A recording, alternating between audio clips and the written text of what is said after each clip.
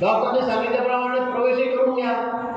ज्याला घेऊ नका त्याला घेऊ नका त्याला घेऊ नका याला घेऊ नका, म्हणजे घ्यापेक्षा घेऊ नका म्हणायचं असतं आमच्याकडे. एखादं नाव आलं की आलेच पाहिजे 20-25 तारखेला गाड्या घेऊन बोलत्या मुंबईपर्यंत.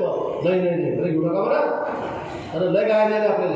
अरे हो ना बघ मग गाय तर म्हणतो आपल्याकडे घे ना. त्याचं तोंड आपल्याला बंद करायचं आहे ना. त्याचं तोंड आपल्याला बंद करायचं आहे आणि म्हणून त्याला आपल्याकडे घ्यायचं आहे. नेहमी नेहमी तुम्ही सांगता बाबा असंच म्हणतो तुम्हाला असं म्हणतो मोदींनी असं म्हणतो देवळींना असं म्हणतो. त्यात फेक बंद करायचं आहे म्हणून त्याला घ्यायचं आहे. तो किती कसाही असो, मी दुसरा शब्द वापरणार नाही, तो कसाही असो पण त्याला आपण घ्या. कामाचा माणूस आहे, तो वाईट असेल तर आपल्याला आपण खूप शिवाय दिले असेल असू द्या ना, पण त्याला कशी जोडा. त्याच्या विरुद्ध समाजामध्ये स्थान आहे, वर्चस्व आहे.